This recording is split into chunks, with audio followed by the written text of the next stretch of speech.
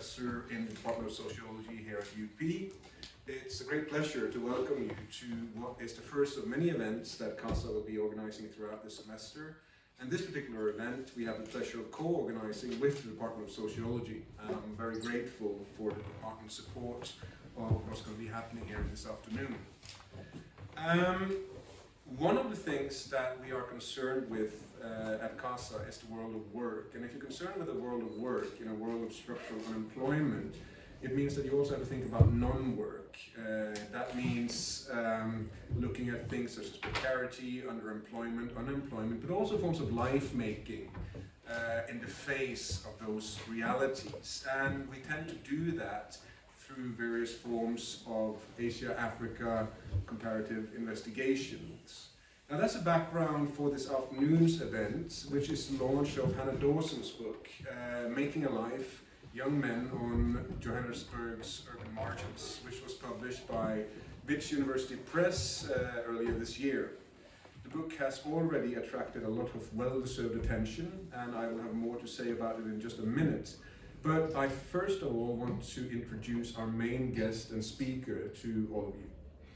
Dr. Hannah Dawson is a senior lecturer in the Anthropology and Development Studies Department at the University of Johannesburg. She holds a PhD or DPhil in social anthropology from the University of Oxford and an MPhil in international development from the same institution.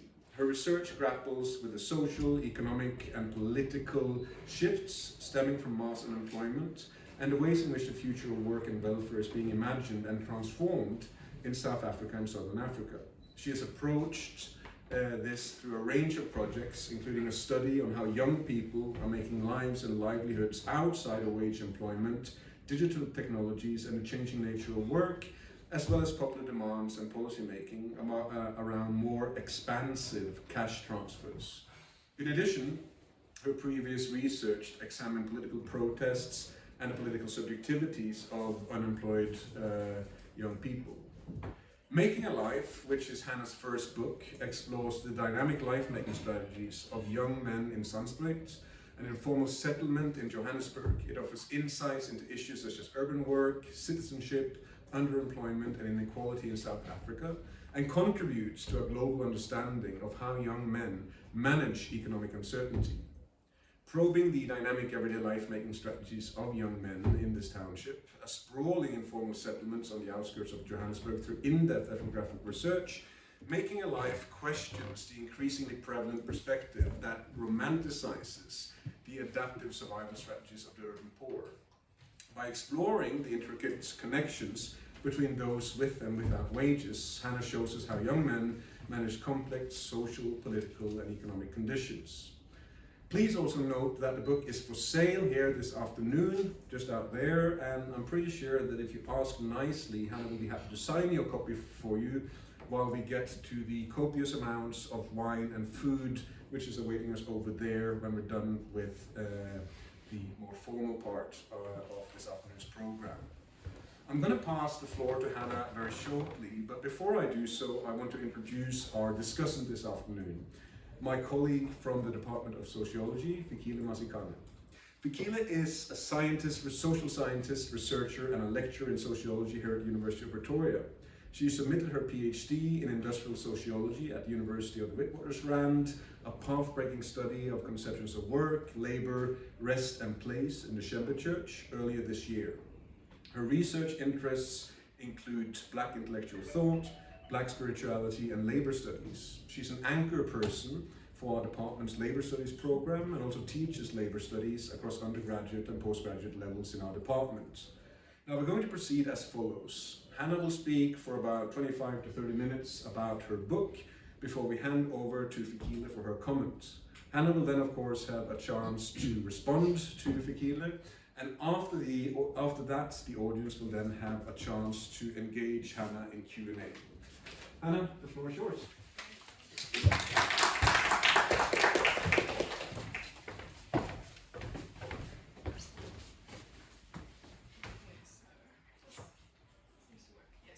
Slides look slightly different. I don't know Mac. Okay, so good afternoon, everyone. And just quickly, first, just a few thanks from me. Also, mainly to the Center for Asian Studies in Africa and Sociology especially, but particularly Elf for making it all happen today. So I'm very grateful to have the opportunity to come to the University of Pretoria, which I don't do very often, and to really be in conversation with you all. And another big thank you to Fikile for really saying yes to the invitation to engage with the book and to offer a set of remarks today. So I'm really looking forward to that part of the afternoon.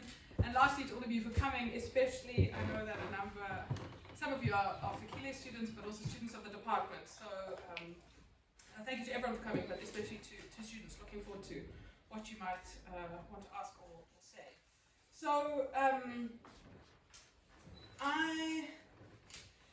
what I took as my kind of task in this kind of part of the afternoon is really, assuming many of you haven't read the book, is to kind of give you a broad kind of overview of what the book seeks to do and what I hope it does, although you'll have to read it to judge for yourselves. So as Elf has kind of already alluded to, my book Making a Life explores the dynamic everyday life-making strategies of young men in Zandspruit, which is a sprawling informal settlement on the outskirts of Johannesburg. And this is an image taken from the pedestrian bridge over Beyers Nordia. And so this is looking into one section of Zandspruit, which is interestingly 4 plots of land that were occupied in the early 2000s, still referred to today as the private plots. And there's a whole story to that which is quite interesting. And this book is really the product of over 10 years of research. So what first took me to Zandspruit was a string of political protests around the local elections in 2011. And I was a master's student at that moment. I don't think I really ever had any idea that I would return to Zandspruit for a year of fieldwork, 4 or 5 years later, and that another 10 years later there would be a book that tries to narrate those 2 periods of extensive research with other research that continued post the 2015 to 2016 period. So the book takes life-making as the central lens through which to understand young men's lives, rather than solely the focus on work or how young men make a livelihood. It argues that livelihoods are only one part of what it means to make a life, which also encompasses identity, struggles for belonging, claims to place, and the pursuit of dignity. The book is really my attempt to make sense of what it means, but also what it takes to make a life amid mass unemployment and growing inequalities on the urban margins of Johannesburg. But also how mass unemployment generates or necessitates forms of socio-economic collaboration, forms of economic life and practice that are necessary in the absence of waged work altogether, or at least the absence of kind of stable, enduring work.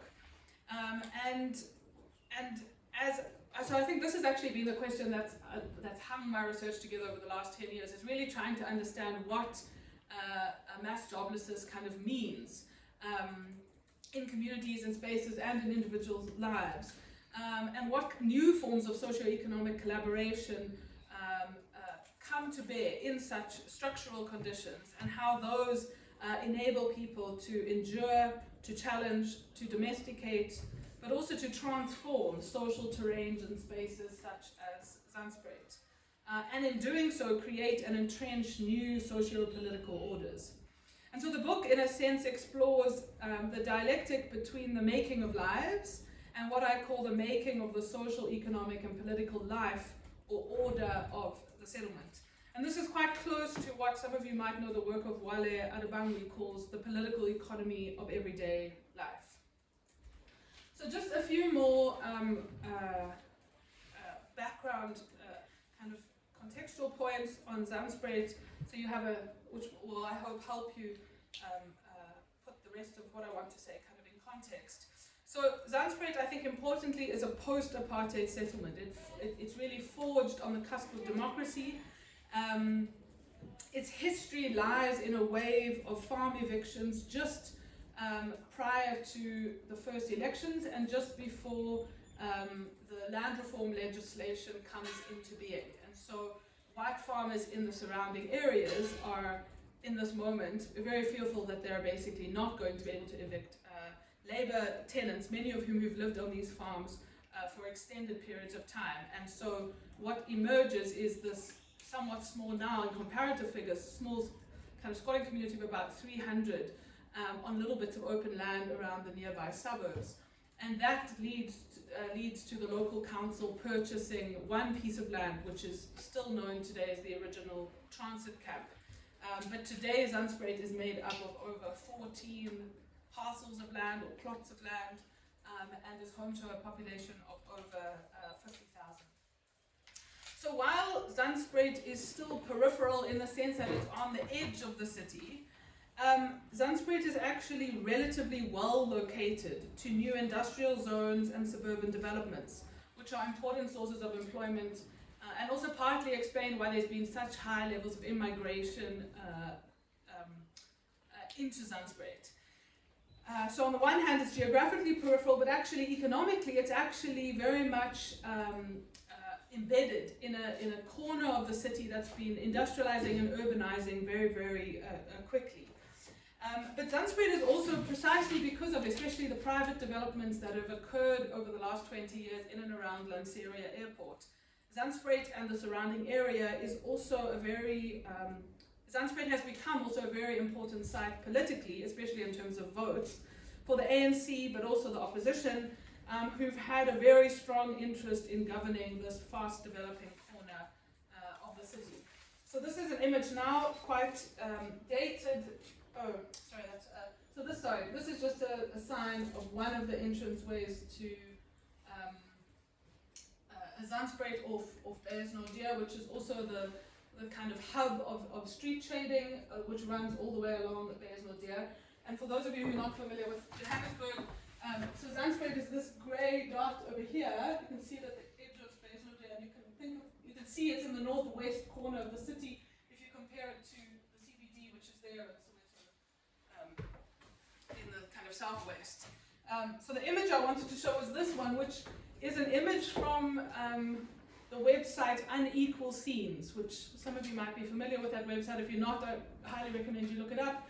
And it basically takes images from across, it actually is a project that started in Cape Town and then expanded to other cities in South Africa, and it's now a global kind of online photo exhibition of sites of inequality shown, spatially. And this is an image now dated more than 10 years, but it shows Zandspruit in relation to Jackal Creek Golf Estate. But in the subsequent 10, nearly actually about 13 years now, between this image and present day Zandspruit, this whole open stretch of land between the golf estate and the settlement is all but gone. So Zandspruit is kind of continually expanding, sometimes very gradually, and other times through significant occupations that normally happen late at night. So informal settlements are often seen as abandoned zones that reflect government failures to address urban housing and service delivery needs, or as dumping grounds for surplus populations, people whose labor the capitalist economy no longer requires, and who thus are left often with very little option but to generate livelihoods in the informal sector.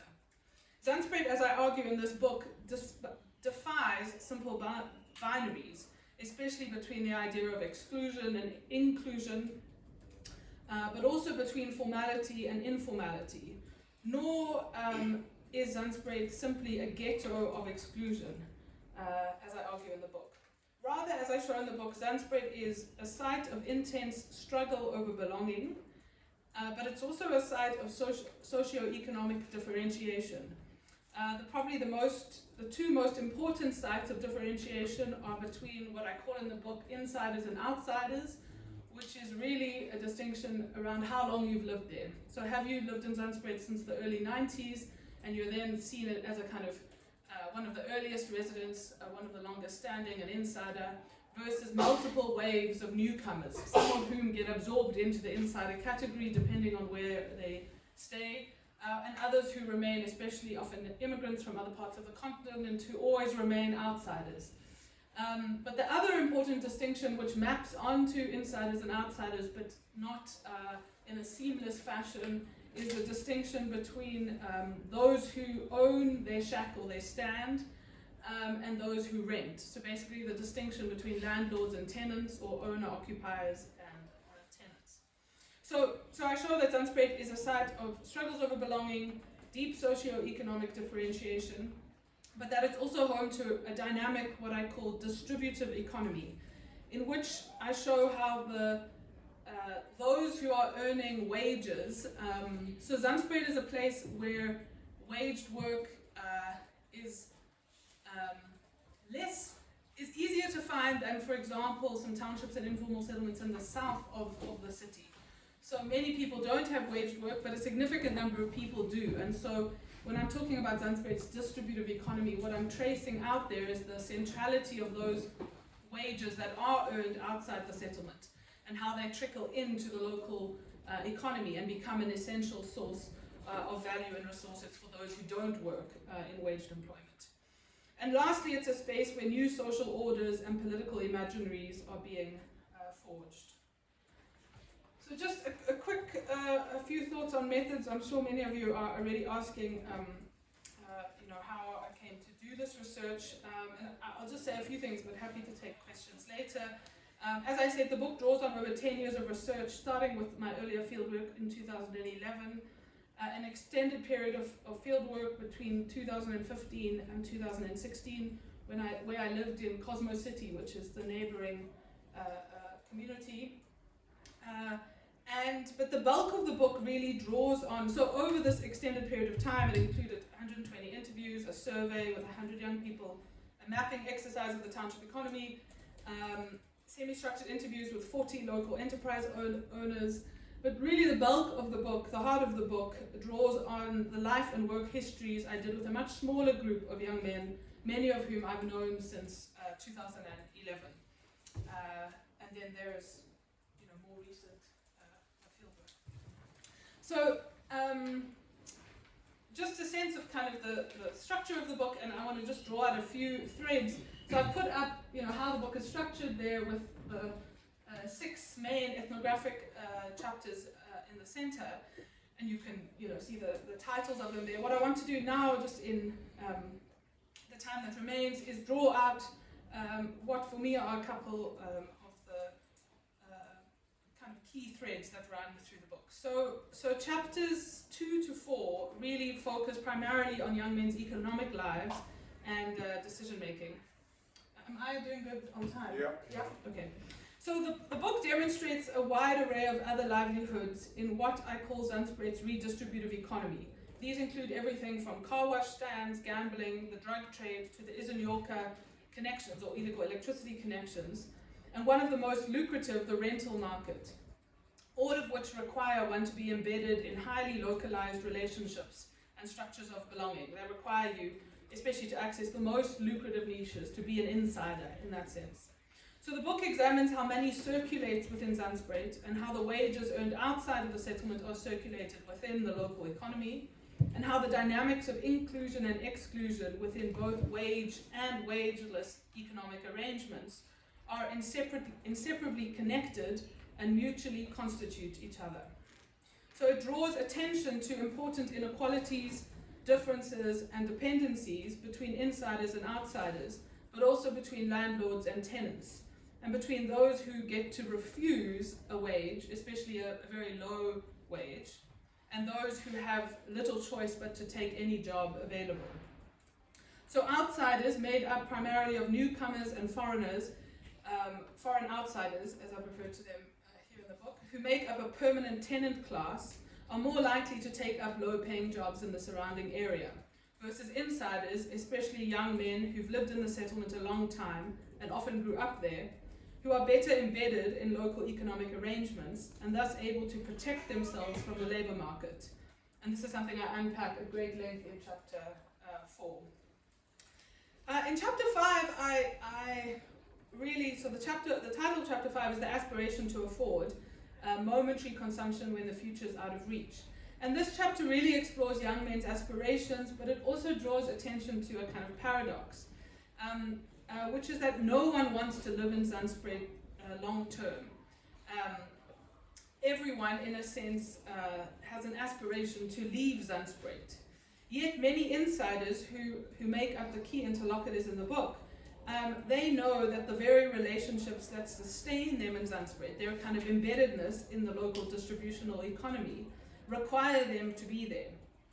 That is in fact a key reason why insiders with significant business possibilities in the area, or the ability to generate rental income, resist wage labor.